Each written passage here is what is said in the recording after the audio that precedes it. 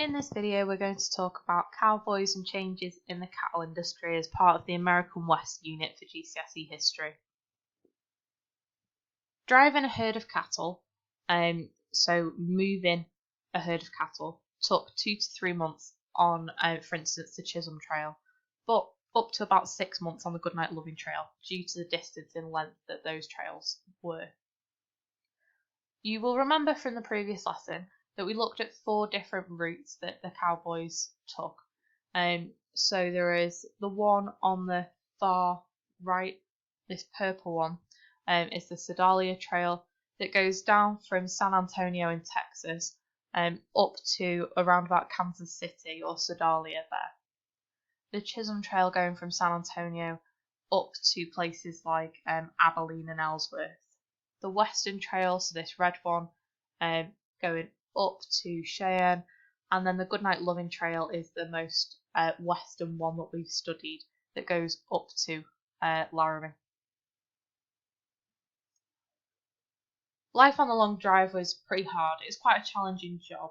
Stampeding cattle could get lost, injured or killed, and running long distances because the cows would have to run themselves, that's how they were driven, and meant that the cows lost weight and they became less valuable.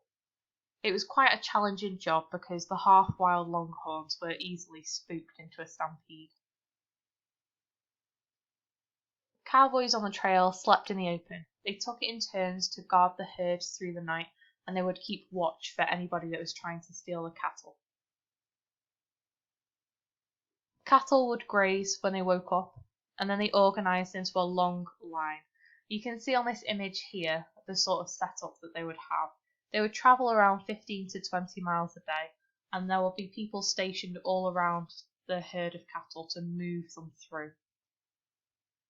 You might have heard of positions such as a wrangler. That's normally an inexperienced cowboy who would look after the herd of horses that the cowboys rode. You can see that on the top of this image here. There was also a lot of challenges on the drive, such as things like crossing rivers, dealing with snakes and wild animals, getting permission to cross Indian territory, and protecting the cattle from rustlers. Remember, rustlers are the people that are going to steal the cattle from the cowboys. Towards the end of the trail then, once the cowboys reached a cow town, such as Abilene that we've learned about, the cattle would be herded into stockyards. They will be inspected and then they will be bought, because remember that was the purpose of this. Following the Civil War, which ended in 1865, cattle would be worth around about $5 in places like Texas, but about $40 in places like Chicago in the north. And so it was much more worthwhile to sell them once you'd moved them north already. They would be herded onto railroad boxcars, and the cowboys would be paid once they'd reached the end of the drive. Once the cowboys had completed their mission and they'd sold the cows and they'd been paid, they caused quite a lot of trouble. They generally get cleaned up, buy new clothes, get drunk, dance with the townswomen, gamble, fight. They generally cause a lot of problems for the cow towns. Cattle in Texas were raised on ranches, which often covered huge areas of open land. Through the winter, the cattle roamed freely. This, on the side of the screen here, is an image of what a ranch might look like. There wasn't a lot of work for cowboys during the winter, but in the spring it began in earnest with the roundup. So the spring roundup is where it really takes place. Teams of cowboys would fan out from a central location on the ranch, and they would drive the cattle ahead of them to a central point. So this is the spring roundup. So in the springtime, they would literally round up all the cows to go and move them to begin the drive. Once all the cattle were rounded up, they then had to be branded to show which ranch they belonged to. So what they would do is they would take a hot piece of metal with a logo on it or something like that and burn it onto the cow's skin. In the spring, new calves would also have to be branded with the same mark as their mother so that we knew who they belonged to. Here is an illustration of what a cowboy looks like. So you might have seen a cowboy before, but maybe you don't know what each of the different elements of it are for. So the bandana, for instance, will be worn around the neck because it was pretty hot. There's a lot of sun in the American West. and they needed to protect themselves from the sun. Similarly, in the winter, it could act as like a dust mask, or it could cover their ears out of the cold. They would wear a hat, which was generally used for the same purpose, to protect them from the weather. Gloves would protect their hands. A saddle is an essential piece of riding equipment. You can take a moment to read some of the rest of this if you want, but one of the only other things you need to be aware of maybe is the 6-shooter, which is the type of revolver that they would use.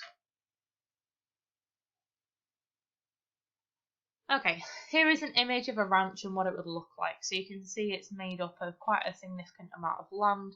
There would be a lot of horses on it, and there would be several different buildings, which would generally include somewhere for them to live and then a stables also.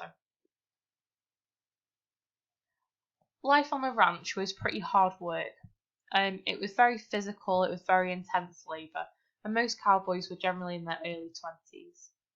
A lot of cowboys would live in the bunkhouse, which was more comfortable than living outdoors on a long trail, because remember, they'd sleep outside when they were on a cattle drive. There was not much entertainment, and there was often really strict rules. For instance, Charles Goodnight banned gambling on his ranches, and so remember I said that when the cowboys reached cow towns, they tended to go a little bit wild.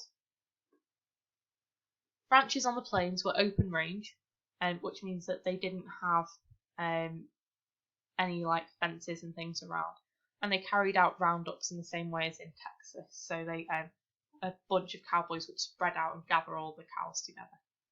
However, driving the herds from the plains to the railhead now took days rather than months.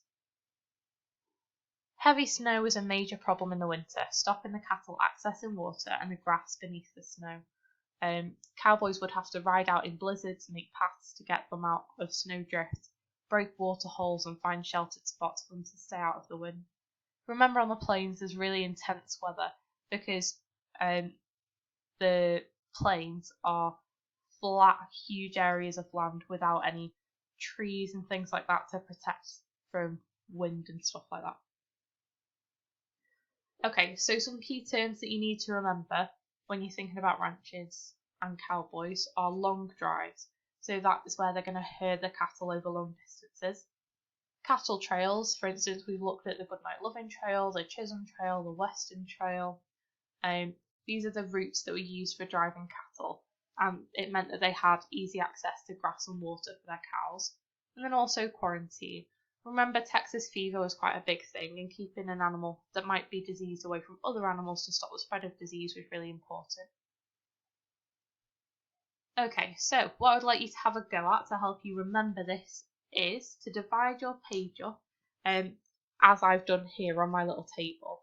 I want you to use the information available on Canvas to complete the table. You're thinking about two different things here. The long drive, so moving the cows, but also life on the ranch, so you're thinking about the spring roundup and winter on the plains.